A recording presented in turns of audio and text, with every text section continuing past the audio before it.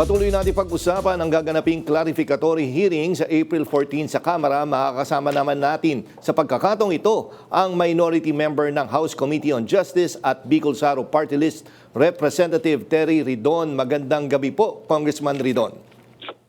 Magandang gabi. Maraming salamat sa pag-imbita. Yes, Congressman, ito nga, pumunta na naman sila sa Korte Suprema para pigilan nga itong ginagawa nyo dyan sa House Committee on Justice nga tungkol dito sa impeachment case ni VP Sara. May mga nagsasabi na parang nagpapanik na yung kabilang kampo. Do you share the same sentiment po? Well, talaga dapat magpanik sila kasi hindi ko sila nakakuha ng temporary restraining order mula sa Korte Suprema. Ibig sabihin, yung po hinihingi nilang hindi matuloy po yung April 14 at lahat po ng mga succeeding hearings, ay hindi po yun mangyayari. Tuloy po ang hearing sa April 14. So, ibig sabihin, isasalang po si Ramil Madriaga patungkol po doon sa mga binabanggit niya sa affidavit.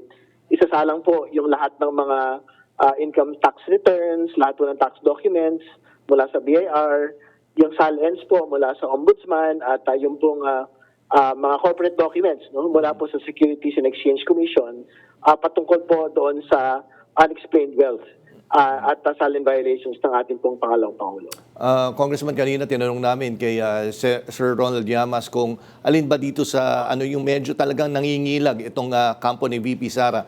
Yun nga yung sa testimonya ba ni Madriaga or yung sa pag-open ng bank accounts or yung sa SALN. Do you think alin dyan yung medyo mabigat na para kaya ganito na lang sila at nagkukumahog na lumapit sa Korte Suprema?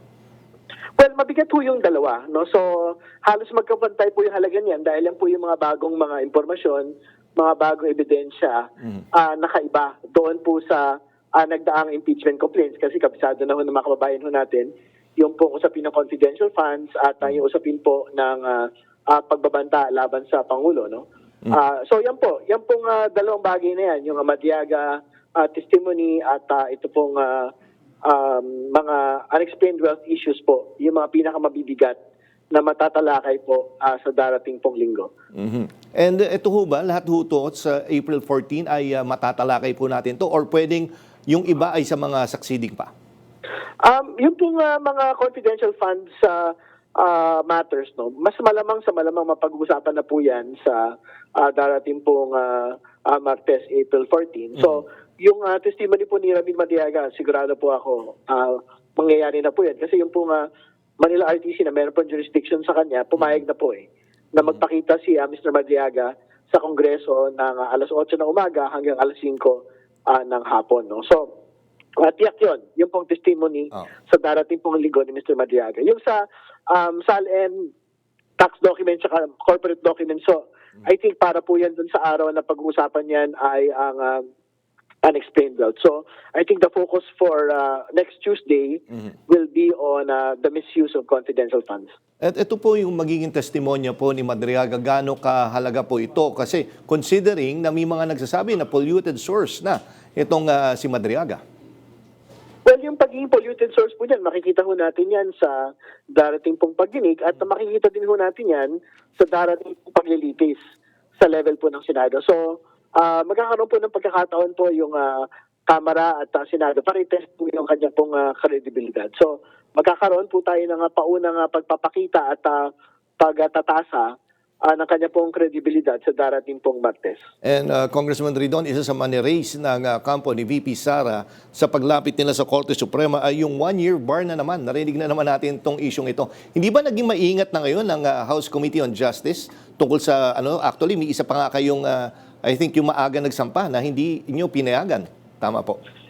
Actually, medyo nakakatawa na nga ho talaga yung lahat ng mga bagong batayan ng kampo po natin pong pangalawang Pangulo kasi yung po one-year bar, umiira lang po yan pagka meron pong na-refer mula sa plenary papunta po sa House Committee on Justice. Malinaw naman ho yung 4 po na complaints, isa ho yung referral lang po. Ang gusto nilang sabihin, dapat daw po nung isinang tabi ang dalawang mga complaints po na nauna, dapat ho nagkaroon po ng one-year bar doon po sa pangatlo at pang-4 na complaints na nagtuloy. Parang invento na lang ho nila yun Parang wala ho yun sa Constitution, wala ho yun sa rules, wala ho yun doon sa mga umiiral na jurisprudence pong linikha relating sa impeachment. And more importantly, ang sabi po dun sa Duterte impeachment case no nagdaan pong taon, precisely yung pong House Committee on Justice, yung pong magtatasa. Kung alin po dyan yung mga peking complaints, alin po dyan yung dapat ibasura, at alin po dyan yung mga dapat tumawid. Papunta po sa hearing proper. So, yan po, tingin ko talagang sabi nga ho natin parang panlilin lang sa atin pong Korte, Suprema, at sa atin pong mga kababayan. Tsaka ano ho yung pinupunto nila na wala daw valid na referral? Ano ho ba yung ibig sabihin nila dito? Oh, medyo yun, nakakatawa din ho yun. Talagang pawang invento nga ho ang tawag natin dyan. Kasi nga, ang sinasabi ho nila, ang nag-refer lang daw po sa House Committee on Justice ay yung pong Speaker of the House at yung pong Committee on Rules. Pero andun ho ako, nung nagkaroon po ng plenary referral, ibig sabihin, yung buong kapulungan po ng Kongreso yung nagpasa mula sa plenary papuntang House Committee on Justice. Nung pong apat na impeachment complaints po na ito. So, hindi ko mahuli kung saan ho nila hinugot na ideya. Yung pong kawalan po ng referral ng plenary papuntang House Committee on Justice. And para sa kabatiran ho ng mga nanonood, tama ho, Congressman Ridon, kaya ganito kayo kabusisi dito sa impeachment complaint na ito dahil nga ito yung mismong hiniling nila doon sa nakaraan nilang paglapit sa Korte Suprema last year. Kasi nga noong last year, hindi na dumaan sa ganito, nagbotohan na lang po sa plenaryo at pinasa na sa Senado. Kumbaga, ito din yung ni-request nila last year, kaya kayo naghihigpit. Actually, nakakatawa na ho talaga yung posisyon nila ngayon. Kasi nga, noong nakaraan, nagpunta ho sila sa Korte Suprema dahil nagmamabilis ang Kongreso doon sa impeachment proceeding.